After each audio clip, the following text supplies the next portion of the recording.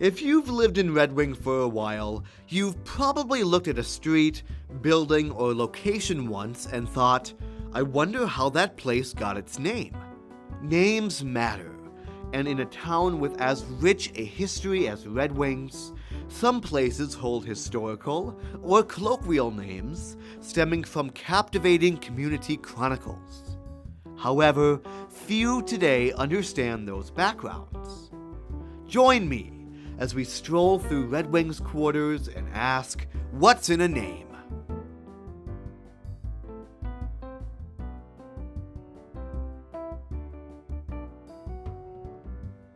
Red Wing includes many quaint neighborhoods within its limits, including a region known as the Old Fairgrounds. Stretching from Buchanan Street west to Harrison Street, this elevated pocket of Red Wing houses Jefferson School, the long-running Buchanan grocery store, many family homes, and Grandview Avenue's wondrous vista. However, the neighborhood's name has always intrigued me. Why is it called the Old Fairgrounds? As it turns out, this area formerly functioned as the site of Red Wing's fair activities. Back in the late 19th century, fairs gathered communities together for excitement and fun more regularly than today. In Minnesota, the Agricultural Society's fair, simply called the State Fair today, began in 1859 and still unites our residents each summer. Did you know that Red Wing hosted the State Fair in 1864? Located at the current correctional facility grounds, Red Wing's turn at the Great Minnesota Get-Together, held that October, signaled our town's early growth and statewide importance in the wheat market. However, the fairgrounds we're discussing began in summer 1878, when the Mississippi Valley Industrial Association leased 20 acres of land west of Buchanan Street from businessman C.A. Betcher to develop fairgrounds. They aimed to establish a spot to host agricultural and mechanical fairs, host horse races, exhibit livestock, and enjoy outdoor entertainment. Here's a modern-day map of the Old Fairgrounds neighborhood. Now, let's explore the past buildings and fair attractions that no longer stand. The fair's arching entrance stood at the intersection of West End Avenue and West 5th Street, with a fence extending south to form the ground's boundary. A small ticket office stood next to the entrance. Admission for children was 10 cents, for adults 25 cents, and for teams or groups 50 cents.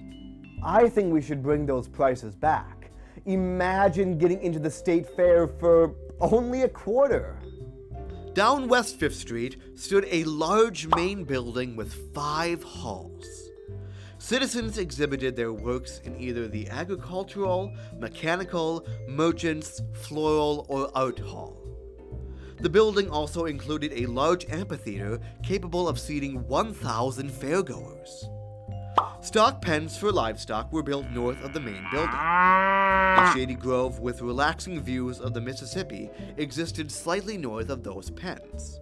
On West 6th Street, there were 2 circus rings, and a baseball diamond sat at the intersection of Cleveland and West 5th Street. The Old Fairgrounds' largest attraction was the 60-foot wide horse racing track. Can you picture the excitement and thrill of watching the horses gallantly galloping down the track in fierce competition? The track wasn't only used for horse races.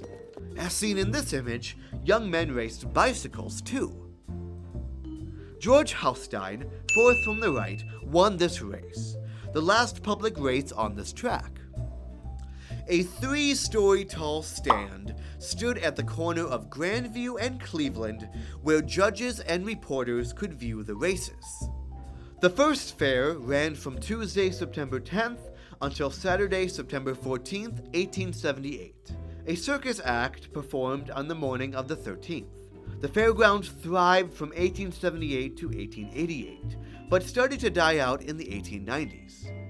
The main racetrack remained until 1905, when the current residential housing began being built.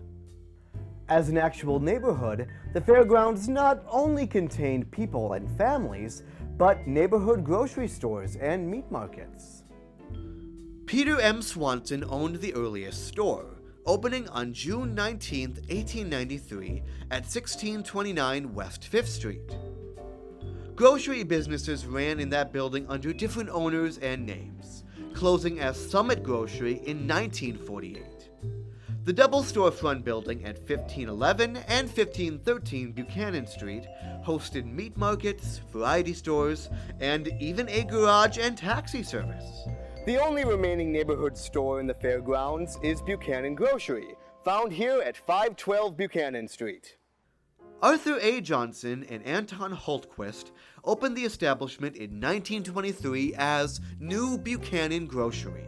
Don Florine purchased the store in 1955, and Buchanan Grocery stayed in the Florine family for a long time. It was managed by Kevin and Ann Florine from 1992 until 2019, when they retired and sold the shop to Leslie Carlson.